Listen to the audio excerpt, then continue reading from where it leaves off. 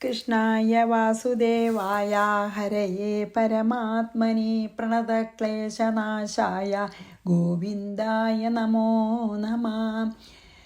രാമായ രാമഭദ്രായ രാമചന്ദ്രായ വേധസേ രഘുനാഥായ നാഥായ സീതായ പതയേ നമഃ. ശ്രീ സീതാലക്ഷ്മണ ഭരത ശത്രുഘ്ന ഹനുമൽ സമേത ശ്രീരാമചന്ദ്രസ്വാമിനേ നമഃ. എത്ര എത്ര രഘുനാഥകീർത്തനം തത്ര തത്ര കൃതമസ്തകാഞ്ജലിം ബാഷ്പവാരി പരിപൂർണലോചനം മാരുതിം നമതരാക്ഷസാന്തകം. നമ്മൾ 9-ാം സർഗം, അയോധ്യകാണ്ഡ 9-ാം സർഗം 60-ാമത്തെ ശ്ലോകമാണ് നമ്മൾ ഇന്നലെ അവസാനിപ്പിച്ച്. അതെ, അപ്പോൾ അതിലെന്താ വെച്ചാൽ ഭഗവാന്റെ പ്രേരണ നിമിത്തം കൊണ്ട് തന്നെയാണ് എൻ്റെ മനസ്സിൽ പാപവിചാരമൊക്കെ ഉണ്ടായത്. കൈകേയി പറയുകയാണല്ലോ. അപ്പോൾ എല്ലാം ഭഗവാന്റെ പ്രേരണയാണ്. നന്മയും തിന്മയൊക്കെ അത്യന്തം അങ്ങനെ ഭഗവത് പ്രേരണയ്ക്ക് വിധേയമായിട്ട് തന്നെയാണ് ഞാൻ ഈ നികൃഷ്ടമായിട്ടുള്ള ആ കർമ്മം ഞാൻ ചെയ്തു. അങ്ങയുടെ ഇതൊക്കെ മുടക്കി അല്ലേ, എന്താ പറയുക, അഭിഷേകമൊക്കെ. അപ്പോൾ ദേവന്മാർക്കും കൂടി അറിയാൻ കഴിയാത്തതായ ഭഗവാന്റെ ആ സർവാന്തര്യാമി സ്വരൂപം ഇപ്പം എനിക്ക് മനസ്സിലായി എന്ന് പറഞ്ഞു അല്ലേ. ഇനി അതായത് കൈകേയിക്ക് നല്ല മനസ്സിലായി. ഇനി 21 വായിക്കാം. 21 കേട്ടോ, 61. പാഹി വിശ്വേശ്വരാനന്ദ ജഗന്നാഥ നമോസ്തുതേ ഛിന്തി സ്നേഹമയം പാശം പുത്രവിത്താദിഗോചരം. പാവട്ടോ, നല്ലോണം ബോധം വന്നു. അപ്പോൾ ഭഗവാനെ നമസ്കരിച്ചിട്ട് പറയണതാണ്, വിശ്വേശ്വര, ഈ വിശ്വത്തിൻ്റെ മുഴുവൻ ഈശ്വരനായിട്ടുള്ള ഭഗവാനെ, അനന്ത മീൻസ് ഇൻഫിനിറ്റ് അല്ലേ, അപരിച്ഛിന്നർത്ഥം. ജഗന്നാഥ, ഈ ലോകത്തിന് മുഴുവൻ രക്ഷിതാവായിട്ടുള്ള ഹേ ശ്രീരാമചന്ദ്ര ഭഗവാനെ, പാഹി, എന്നെ രക്ഷിച്ചാലും, തേ നമഃ അസ്തു, അങ്ങയ്ക്കായിക്കൊണ്ട് നമസ്കാരം. പുത്ര വിത്താദിഗോചരം, അതായത് പുത്രന്മാരെ പുത്രൻ ധനം എന്നിവയെ ആശ്രയിച്ചിരിക്കുന്ന സ്നേഹമയം പാശം, എൻ്റെ ഈ സ്നേഹമാകുന്ന പാശത്തെ ചിന്തി ഛേദിച്ചാലും. പാവം കൈകേയി പറയാണ്, എൻ്റെ ഈ പുത്രനോടുള്ള ഈ പുത്രനോടും ധനത്തിനോടൊക്കെ ഉള്ള എൻ്റെ ഈ അതിയായ സ്നേഹപാശത്തെ ഒന്ന് പൊട്ടിക്കൂ, അതിനെ മുറിച്ചു കളഞ്ഞാലും എന്ന് പറയണം. പാവം ഇത് ശരിക്കും കുന്തി പറയണ പോലെ തന്നെ പറയണ കൈകേയിക്ക് നല്ല ബോധോദയം ഉണ്ടായി. ഭഗവാൻ ശ്രീരാമൻ ഒരു സാധാരണ ഒരു ആളൊന്നുമല്ല, മഹാവിഷ്ണു തന്നെയാണ്. ഇതിപ്പോൾ ഭഗവാൻ്റെ പ്രേരണ കൊണ്ടാണ് കൈകേയി ഇങ്ങനെ പറയേണ്ടി വന്നത്. കാരണം ഭഗവാൻ രാജ്യം ഭരിച്ച് ഇവിടെ അയോധ്യയിൽ ഇരുന്നാൽ പോരാ, കാട്ടിൽ പോകണം, എന്നിട്ട് രാവണനെ കൊല്ലാൻ ഒരു കാരണം ഉണ്ടാവണം. അപ്പോൾ സീതയെ കട്ടുകൊണ്ടുപോകും, അപ്പോൾ രാവണനെ കൊല്ലാൻ ഒരു കാരണം ഉണ്ടാവും, രാവണനെയും ദുഷ്ടന്മാരായ രാക്ഷസന്മാരെയും കൊല്ലണം. അതാണല്ലോ അവതാരോദ്ദേശം. അപ്പോൾ അയോധ്യയിൽ രാജ്യവും ഭരിച്ചിരുന്നാൽ അവതാരോദ്ദേശം നടക്കില്ല. അപ്പോൾ ഭഗവാന്റെ ഇച്ഛ തന്നെയായിരുന്നു, ഭഗവാന്റെ പ്രേരണ തന്നെയായിരുന്നു മന്ധരയെ കൊണ്ട് കൈകേയിയുടെ മനസ്സ് മാറ്റിക്കലും എന്നിട്ട് കൈകേയി അഭിഷേകം മുടക്കിയതൊക്കെ. അതൊക്കെ മനസ്സിലായി ഇപ്പോൾ കൈകേയിക്ക്. അതുകൊണ്ടാണ് കൈകേയി ഇപ്പോൾ നമസ്കരിച്ചും കൊണ്ട് പറയുകയാണ്, ഹേ ലോകത്തിൻ്റെ മുഴുവൻ നിയന്താവേ, ഹേ ലോകരക്ഷക, അപരിച്ഛിന്നന അനന്ത എന്ന് വിളിച്ചുവല്ലോ, എന്നെ കാത്തു രക്ഷിക്കണേ, അങ്ങയ്ക്ക് നമസ്കാരം. ഈ പുത്രധനാദി വിഷയങ്ങളിൽ ഉള്ള എൻ്റെ സ്നേഹബന്ധത്തെ തീർത്തും അറുത്തു കളയണമേ എന്ന് പറയാണ്. ശരിക്കും കുന്തി ഇങ്ങനെയാണല്ലോ പറഞ്ഞ, സ്നേഹപാശമിതം ചിന്തി തന്നെയാണ് പറയണത്. അപ്പം നമുക്ക് ശരിക്കും അതായിട്ട് മനസ്സിൽ ആ സ്നേഹം ഇല്ലാണ്ടേ ഈ കിട്ടണ്ടേ, അതുവരെ എത്ര വിഷമാണ്. നമുക്കൊക്കെ അങ്ങനെയല്ലേ, എല്ലാവർക്കും നമ്മുടെ എൻ്റെ എൻ്റെ എൻ്റെ എൻ്റെ എന്നുള്ള ആ സ്നേഹപാശം എന്ത് മാതിരിയല്ലേ, അത് വിടർത്തി കളയാൻ ഭഗവാൻ തന്നെ പറ്റുള്ളൂ. നമ്മൾ വിചാരിച്ചിട്ട് അതിനെ മുറിക്കാൻ പറ്റില്ല. അപ്പം ഭഗവാനോട് പ്രാർത്ഥിക്കുക, ഈശ്വര, ആ സ്നേഹബന്ധമൊക്കെ മുറിച്ച് കളയണേ, എന്നിട്ട് എന്നെ അങ്ങയോട് ചേർക്കണേ എന്ന് പറയുകയാണെന്നില്ലേ. പാഹി വിശ്വേശ്വരാനന്ദ ജഗന്നാഥ നമോസ്തുതേ ഛിന്തി സ്നേഹമയം പാശം പുത്രവിത്താദിഗോചരം. ഇനി 62. തജ്ഞാനമല ഖൽഗേന ത്വാമഹം ശരണം ഗതാ നൈകേയ ത്വജ്ഞാനമല ഖൽഗേന ത്വാമഹം ശരണം ഗതാ കൈകേയ വചനം ശ്രുത്വാ രാമ സസ്മിതമബ്രവീത്. ത്വജ്ഞാനമല മലഖൽഗേന ജ്ഞാനാമലഖൽഗേന അങ്ങയെക്കുറിച്ചുള്ള നിർമ്മല ജ്ഞാനം, അതായത് ഭഗവാനെക്കുറിച്ചിട്ടുള്ള ശരിയായ ജ്ഞാനമാകുന്ന വാളുകൊണ്ട്, അതാണ് ഖൽഗം.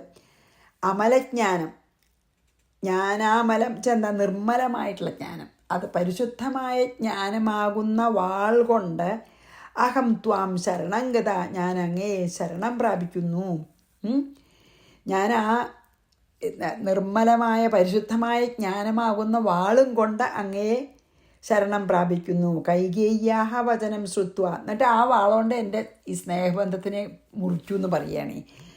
കൈകേയ്യാഹ വചനം ശ്രുത്വ, കൈകേയിയുടെ വാക്കുകളെ കേട്ടിട്ട് രാമ സസ്മിതം അബ്രവിൽ, ചിരിച്ചും കൊണ്ട് രാമൻ പറഞ്ഞു. എന്താണ്? അങ്ങയുടെ ആ പരമാർത്ഥ സ്വരൂപത്തെ നന്നായി മനസ്സിലാക്കുക, അതാണല്ലോ ജ്ഞാനം. അങ്ങയുടെ ഭഗവാന്റെ പരമാർത്ഥ സ്വരൂപം എല്ലാവരുടെയും അന്തര്യാമിയാണ്, എൻ്റെ ഉള്ളിരിക്കണതും അതാണെന്ന് മനസ്സിലാക്കുകയാണല്ലോ ജ്ഞാനം. അങ്ങയുടെ ആ പരമാർത്ഥ സ്വരൂപത്തെ നന്നായി അറിയുക എന്നതിനെ ഒരു വാളായിട്ട് കാണുകയാണ്. ആ വാളും കൊണ്ടാണ് ഞാൻ ഇപ്പം അങ്ങേ ശരണാഗതി അടഞ്ഞിരിക്കണം. അങ്ങ് എനിക്ക് മനസ്സിലായി, അങ്ങ് ആരാന്ന് മനസ്സിലായി. ആ അങ്ങ് ആരാണെന്ന് മനസ്സിലായിട്ടുള്ള ആ നിർമ്മല ജ്ഞാനമാകുന്ന വാളും എടുത്താണ് ഞാനിപ്പോൾ അങ്ങയെ ശരണാഗതി അടഞ്ഞിരിക്കുന്നത്. ആ വാളെടുത്തിട്ട് എൻ്റെ ഈ സ്നേഹബന്ധത്തിനെ, ഈ സ്നേഹപാശത്തിനെ ഛേദിക്കൂ. ഞാൻ ആ വാളും കൊണ്ടാണ് വന്നെണ്ണ. എന്താ? ജ്ഞാനമാകുന്ന ഖൽഗം.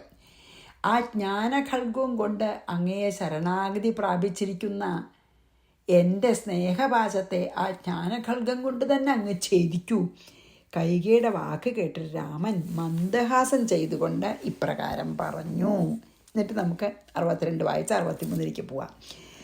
തജ്ഞാനാമല ഖൽഗേന ത്വാമഹം ശരണം ഗതാ കൈകേയ്യ വചനം ശ്രുത്വാ രാമസസ്മിതമബ്രവീത്. 63 യദാഹമാം മഹാഭാഗേ നാനൃതം സത്യമേവ തദ് മയൈവ പ്രേരിതാ വാണി തവ വക്ത്രാദ്വിനിർഗത. മഹാഭാഗേ, ഹേ ഏറ്റവും ആരാധിക്കപ്പെടേണ്ടവനായ ഭഗവാനെ, മാം യദ് ആഹ എന്നോട് യാതൊന്ന് പറഞ്ഞുവോ, തത് അനൃതം സത്യം ഏവ അത് അനൃതമല്ല, സത്യം തന്നെ. മയാ പ്രേരിത വാണി എന്നാൽ പ്രേരിക്കപ്പെട്ട വാക്ക് തവ വക്ത്രാദ്വിനിർഗത നിൻ്റെ മുഖത്തിൽ നിന്ന് പുറത്തേക്ക് വന്നു. എന്താണ്? ഹേ മഹാഭാഗേ എന്നാണ് കേട്ടോ. അതായത് കൈകേയിയോട് പറയുകയാണല്ലോ, ഭഗവാൻ പറയുകയാണ്. ഭഗവാൻ പറഞ്ഞു എന്ന് പറഞ്ഞല്ലേ നിർത്തിയത്, മഹാഭാഗ എന്നല്ല, അതായത് മഹാഭാഗേ എന്നാണ്. അതായത് ഹേ വളരെ പൂജ്യമായിട്ടുള്ള അമ്മേ, എന്നോട് പറഞ്ഞില്ലേ എൻ്റെ പ്രേരണ കൊണ്ടാണ് അമ്മ ഈ ദുഷ്കൃതം ചെയ്തതെന്ന് പറഞ്ഞുല്ലോ എന്നോട്. ഭഗവാൻ പറയാൻ കേട്ടോ കൈകേയിയോട്, ഹേ കൈകേയി മാതാവേ, അല്ലെങ്കിൽ പൂജിക്കപ്പെടേണ്ടവളായ മാതാവേ, അമ്മ പറഞ്ഞുല്ലോ എൻ്റെ പ്രേരണ കൊണ്ട് തന്നെയാണ് അമ്മ ദുഷ്കൃതം ചെയ്തതെന്ന് പറഞ്ഞില്ലേ, അത് സത്യമാണ്, സത്യം തന്നെയാണ്. എന്നാൽ പ്രേരിപ്പിക്കപ്പെട്ട വാക്കന്നെയാണ് കൈകേയിയുടെ മുഖത്തു കൂടെ പുറത്തേക്ക് വന്നത്, അല്ലാതെ ആ വാക്കുകളുടെ കർത്തൃത്വമൊന്നും അമ്മയ്ക്കില്ല. എത്ര നന്നായിട്ട് പറഞ്ഞു അല്ലേ ശ്രീരാമൻ. അമ്മ ഒന്നുകൊണ്ട് വിഷമിക്കേണ്ട. അമ്മ പറഞ്ഞില്ലേ എല്ലാവരും എൻ്റെ പ്രേരണ കൊണ്ടാണ് നന്മയാണെങ്കിലും തിന്മയാണെങ്കിലും ചെയ്യണതെന്നും പറഞ്ഞു. എൻ്റെ പ്രേരണ കൊണ്ട് മാത്രമാണ് ഇങ്ങനൊരു ദുഷ്കൃതം അമ്മ ചെയ്തതെന്നും പറഞ്ഞു. അത് വളരെ ശരിയാണ്. എൻ്റെ പ്രേരണ കൊണ്ട് തന്നെയാണ് അമ്മയുടെ മുഖത്തുനിന്നും ആ വാക്കുകളൊക്കെ പുറപ്പെട്ടത്. ആ വാക്കുകളുടെ കർത്തൃത്വം, അതായത് അമ്മയ്ക്ക് അതിൻ്റെ ഉത്തരവാദിത്വം ശരിക്കുമില്ല. എൻ്റെ പ്രേരണ കൊണ്ട് തന്നെയാണ് അമ്മ പറഞ്ഞത്. എൻ്റെ അഭിഷേകത്തിന് വിഘ്നം വരുത്തിയതൊക്കെ എൻ്റെ പ്രേരണ കൊണ്ട് തന്നെയാണ്. അപ്പം അമ്മ അന്ന് പറഞ്ഞ വാക്കുകളുടെ ഒന്നും ഉത്തരവാദിത്വം ശരിക്കും അമ്മയ്ക്കില്ല. അതുകൊണ്ട് അമ്മ വിഷമിക്കണ്ടെന്ന് പറഞ്ഞു. എത്ര നന്നായി പറഞ്ഞു അല്ലേ. യദാഹമാം മഹാഭാഗേ നാ നൃതം, അത് കളവല്ല, നാ നൃതം, അത് അമ്മ പറഞ്ഞത് സത്യം തന്നെയാണ്. സത്യമേവ തത് മയൈവ പ്രേരിതാവാണി, എന്നാൽ പ്രേരിപ്പിക്കപ്പെട്ട വാക്കുകൾ തന്നെയാണ് തവ വക്ത്രാദ്വിനിർഗത, അമ്മയുടെ വക്തത്തിൽ നിന്ന് വന്നതാണ്. അത് എത്ര ശരിയാണ് എല്ലാവരുടെ കാര്യത്തിലും. നമ്മുടെ വായെന്ന് വീണത് മുഴുവൻ നമ്മുടെ അന്തര്യാമിയുടെ പ്രേരണയാണ്. പക്ഷേ പലപ്പോഴും അത് ഓരോ വിധികൾ അനുഭവിക്കാൻ വേണ്ടിയിട്ടാവും. പക്ഷേ നമ്മുടെ വായെന്ന് ഉതിർന്ന് വീഴുന്ന നന്മയോ തിന്മയോ എല്ലാം നമ്മുടെ എല്ലാവരുടെയും അന്തര്യാമിയായിട്ടുള്ള ആ ഭഗവാന്റെ പ്രേരണ തന്നെയാണെന്ന് നമുക്ക് പറഞ്ഞു തരുന്നുണ്ട് ഇത് കൂടെ, അല്ലേ? ഇനി 5 ശ്ലോകം ഒന്നിച്ചാണ്. അപ്പം ഞാൻ അത് 64 തൊട്ട് 69 വരെ വായിക്കാം. ദേവകാര്യാർത്ഥസിദ്ധ്യർത്ഥമത്ര ദോഷകൃതസ്തവ ഗച്ഛത്വം ഹൃദിമാം നിത്യം ഭാവയന്തി ദിവാനിശം സർവത്ര വിഗതസ്നേഹ മദ്ഭക്ത മോക്ഷ്യസേ ചിരാൽ അഹം സർവത്ര സമദൃഗ് ദ്വേഷ്യോ വാ പ്രിയ ഏവ വാ നാസ്തി മേ കൽപ്പകസ്യേവാ ഭജതോനുഭജാമ്യഹം മന്മായാമോഹിതധിയോ മാം അംബ മനുജാകൃതിം സുഖദുഃഖാദ്യനുഗതം ജാനന്തി നതു തത്വത ദിഷ്ട്യാ മദ്ഗോചരം ജ്ഞാനമുത്പന്നം തേ ഭവാപഹം സ്മരന്തി തിഷ്ഠഭവനെ ലിപ്യസേ ന ച കർമ്മഭി ഇത്യുക്താ സാ പരിക്രമ്യ രാമം സാനന്ദവിസ്മയാ പ്രണമ്യ ശതശോ ഭൂമൗ യയൗ ഗേഹം മുദാൻവിത. ഇതിൽ വളരെ നന്നായിട്ട് പറയേണ്ടത് എന്താ അറിയോ? ദേവകാര്യാർത്ഥ സിദ്ധ്യർത്ഥം ഭഗവാൻ പറയണം കൈകയോട് തന്നെ കേട്ടോ. തുടർന്ന് പറയണം ദേവകാര്യം, അതായത് ദേവന്മാരുടെ കാര്യം സാധിക്കാനായിട്ട് അത്ര ഏവ ദോഷഃ കുത, ഇതിൽ അങ്ങനെ അമ്മയെക്കൊണ്ടത് പറയിപ്പിച്ചു. ത്വം ഗച്ഛ, അതുകൊണ്ട് അമ്മ ഗമിച്ചാലും ഹൃദി മാം നിത്യം ദിവാനിശം ഭാവയന്തി, രാവും പകലും എന്നെ തന്നെ. അമ്മ ദേവന്മാരുടെ കാര്യം സാധിപ്പിക്കാനായിക്കൊണ്ടാണ് അമ്മയെക്കൊണ്ട് ഇത് പറയിപ്പിച്ചത്.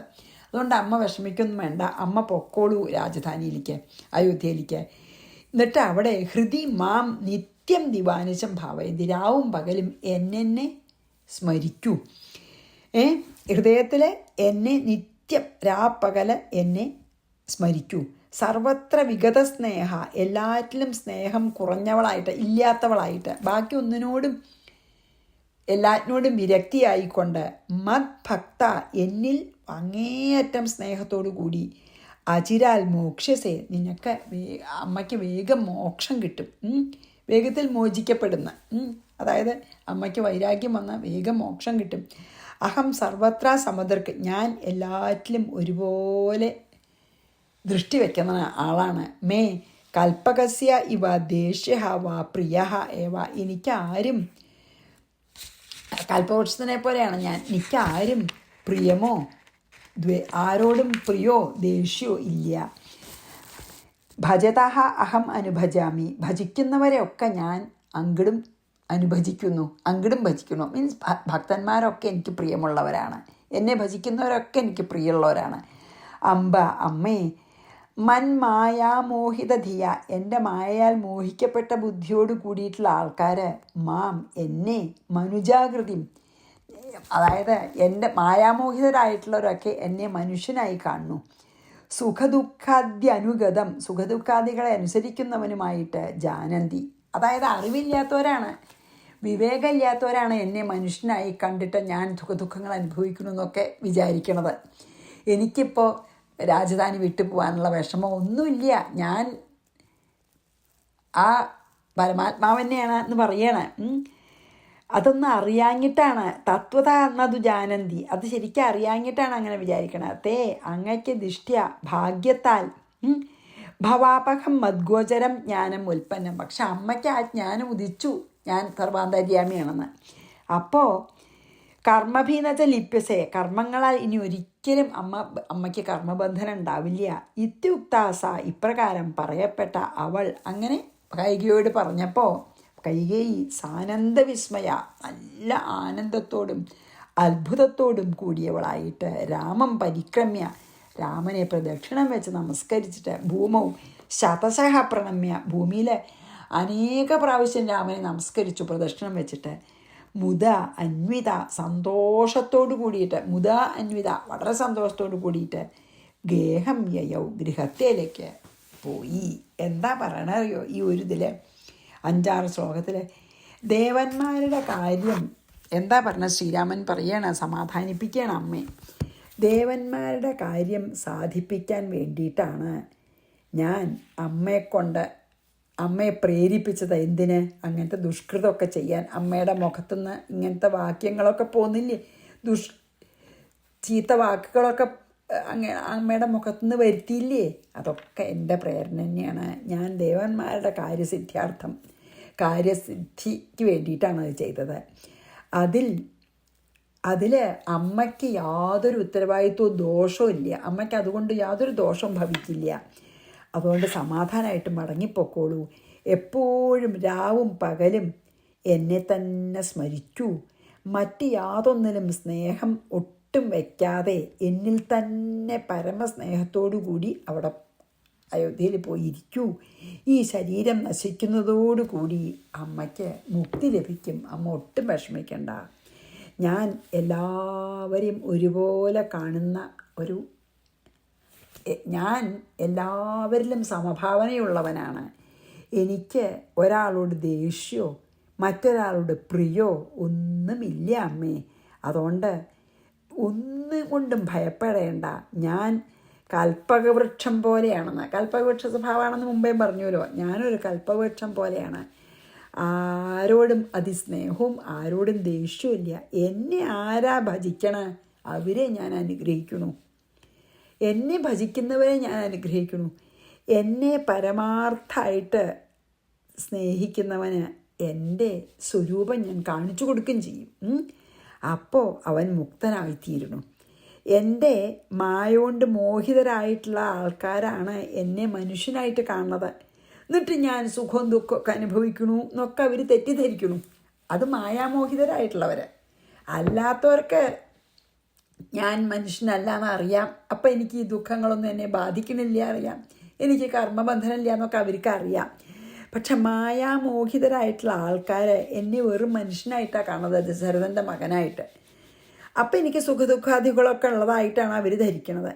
അവരെൻ്റെ സത്യസ്വരൂപത്തിനെ ഒട്ടും അറിയണില്ല. അതുകൊണ്ടാണ് അങ്ങനെ. പക്ഷേ ഭാഗ്യം, സുഹൃതം കൊണ്ട് ഈ സംസാര ദുഃഖത്തിനെ മുഴുവൻ നശിപ്പിക്കുന്നതായ എൻ്റെ ഈ സത്യസ്വരൂപ ബോധം അമ്മയ്ക്കുണ്ടായി. ഇപ്പം അമ്മയ്ക്ക് മനസ്സിലായില്ലോ. അതിനുള്ള സുഹൃതം അമ്മയ്ക്കുണ്ടായി. എന്നെ പരമാർത്ഥ സ്വരൂപം മനസ്സിലാക്കാനുള്ള സുഹൃതം അമ്മയ്ക്കുണ്ടായി. എന്നെ തന്നെ ഈ രാപ്പകൽ സ്മരിച്ചും കൊണ്ട് രാജധാനിയിൽ പോയി അമ്മ വസിക്കൂ. അവിടെ ഇരിക്കുമ്പോൾ ഇനി ചെയ്യുന്ന ഒരു കർമ്മങ്ങൾക്കും അമ്മയ്ക്ക് കർമ്മബന്ധനം ഉണ്ടാവില്ല. ഒരു കർമ്മങ്ങൾ ഇനി അമ്മയെ ബന്ധിക്കില്ല. ഇങ്ങനെ രാമൻ പറഞ്ഞപ്പോൾ കൈകേയിക്ക് വളരെ സന്തോഷവും അത്ഭുതമായി. അപ്പോൾ രാമനെ പ്രദക്ഷിണം ചെയ്തിട്ട് അനവധി പ്രാവശ്യം ഭൂമിയിൽ വീണ് നമസ്കരിച്ചതിന് ശേഷം വളരെ സന്തോഷത്തോടും സമാധാനത്തോടും കൂടി രാജധാനിയിലേക്ക് മടങ്ങുകയും ചെയ്തു. എത്ര സന്തോഷമായി അല്ലേ? കൈകേയിക്ക് ശരിക്കും തന്നെ ഇത് വന്നിരിക്കണേ. അപ്പോൾ പിന്നെ ഭഗവാൻ ആ സത്യം തുറന്നു പറഞ്ഞു. എന്താ, ഞാൻ ദേവകാര്യത്തിന് വേണ്ടിയിട്ടാണ് ഈ അവതാരം തന്നെ എടുത്തുന്നത്. അതുകൊണ്ടാണ്. അപ്പോൾ അവിടെ രാജ്യം ഭരിച്ചിരുന്നാൽ പറ്റില്ല എന്ന് വിചാരിച്ചിട്ടാണ് ഞാൻ എൻ്റെ പ്രേരണ കൊണ്ട് അതിന് ഈ മന്ധര ഒരു നിമിത്തമായി എന്നിട്ട് പറഞ്ഞ് അമ്മയുടെ മനസ്സൊക്കെ മാറ്റിപ്പിച്ച് ആ ദുഷ്കൃതം അമ്മയെക്കൊണ്ട് ചെയ്യിപ്പിച്ചു. അല്ലെങ്കിൽ ചീത്ത വാക്കുകൾ, അധിക്ഷേപ വാക്കുകളൊക്കെ അച്ഛനോട് അമ്മയെക്കൊണ്ട് പറയിപ്പിച്ചു. അതൊക്കെ ഞാൻ ചെയ്തു തന്നെയാണ് ദേവകാര്യം സാധിക്കാനായിട്ട്. അപ്പോൾ അമ്മയ്ക്ക് അതിൽ കൊണ്ട് ആ വാക്കുകൾ പറഞ്ഞതിൻ്റെ പാപമോ ഒന്നും അമ്മയ്ക്ക് ഉണ്ടാവില്ല. അമ്മയ്ക്ക് അതായത് അമ്മയ്ക്ക് അതിൻ്റെ ഒരു ഉത്തരവാദിത്വം ഇല്ല. എനിക്കാണതിൻ്റെ. അതുകൊണ്ട് വിഷമിക്കാതെ പൊക്കോളൂ. എന്നെ രാവും പകലും എന്നെ തന്നെ സ്മരിക്കൂ. അങ്ങനെ ബാക്കി ആരിലും സ്നേഹം വയ്ക്കാതെ എന്നെ തന്നെ വെച്ചാൽ ഈ ദേഹം ത്യജിക്കുന്ന സമയത്ത് അമ്മയ്ക്ക് മോക്ഷം കിട്ടും. എനിക്ക് അങ്ങനെ ആരെങ്കിലും ഒരാൾ പ്രിയമുള്ളതോ അല്ലെങ്കിൽ അപ്രിയ അങ്ങനെയൊന്നും ഇല്ല. ഞാൻ കൽപ്പവൃക്ഷം പോലെയാണ്. അതുകൊണ്ട് ഒന്നുകൊണ്ടും വിഷമിക്കണ്ട. അമ്മയ്ക്കിപ്പോൾ ഞാൻ എൻ്റെ പരമാർത്ഥ സ്വരൂപം ബോധ്യമാവാനുള്ള സുഹൃതം ഉണ്ടായില്ലോ. അറിയാത്തവരാണ് എന്നെ വെറും സാധാരണ മനുഷ്യനാണ്, ഞാൻ അച്ഛൻ കാട്ടിലേക്ക് പോകാൻ പറയുമ്പോൾ ദുഃഖിക്കണു, സീതയെ നഷ്ടപ്പെട്ടപ്പോൾ ദുഃഖിക്കണു, അങ്ങനെ സുഖദുഃഖങ്ങളൊക്കെ ഉള്ളതായിട്ട് സുഖദുഃഖങ്ങളുള്ള ഒരു മനുഷ്യനായിട്ട് എന്നെ കാണുന്നതൊക്കെ വിവേകികളാണ്. വിവേകം ഇല്ലാത്തവരാണ് മായാമോഹിതരായതാ. അമ്മയ്ക്കിപ്പോൾ എൻ്റെ പരമാർത്ഥ സ്വരൂപം മനസ്സിലാക്കാനുള്ള സുഹൃതം ഉണ്ടായി. അപ്പം പിന്നെ എന്നെ സ്മരിച്ചുകൊണ്ട് രാജധാനിയിൽ പോയി താമസിച്ചോളൂ, ഇനി അമ്മയ്ക്ക് യാതൊരു കർമ്മബന്ധനം ഉണ്ടാവില്ല എന്ന് പറഞ്ഞപ്പോഴാണ് കൈകേയിക്ക് സമാധാനമായിട്ട് സമാധാനമായിട്ട് രാജധാനിയിലേക്ക് മടങ്ങിപ്പോവുകയും ചെയ്തു. അപ്പം ഞാൻ അത് മുഴുവൻ ഇന്ന് വായിച്ച് നമുക്ക് ഇന്നത്തെ നിർത്താട്ടോ. ദേവകാര്യാർത്ഥസിദ്ധ്യർത്ഥമത്ര ദോഷ കുതസ്തവ ഗച്ഛത്വം ഹൃദിമാം നിത്യം ഭാവയന്തി ദിവാനിശം സർവത്ര വിഗതസ്നേഹ മദ്ഭക്ത മോക്ഷ്യസേ ചിരാത്. ഒന്ന് മാത്രമേ ഉള്ളൂ, ഞാൻ എന്നെ ഭജിക്കുന്നവരൊക്കെ ഞാൻ അങ്ങടും അനുഗ്രഹിക്കും. അതാണ് സർവത്ര വിഗത. ബാക്കിയുള്ളവരിൽ സ്നേഹം ഇല്ലാണ്ടിരുന്നോളൂ. മദ്ഭക്ത മോക്ഷ്യസേ അചിരാത്. എന്നെ ഭജിക്കുന്നവർക്കൊക്കെ താമസിയാതെ മോക്ഷം ഞാൻ നൽകും. അഹം സർവത്ര സമദൃഗ്. എനിക്ക് എല്ലാവരോടും സമഭാവനയാണ്. ദേഷ്യോ വാ പ്രിയ ഏവ വാ. ദേഷ്യവും പ്രിയ ഒന്നുമില്ല. നാസ്തിമേ കൽപ്പകസ്യേവ.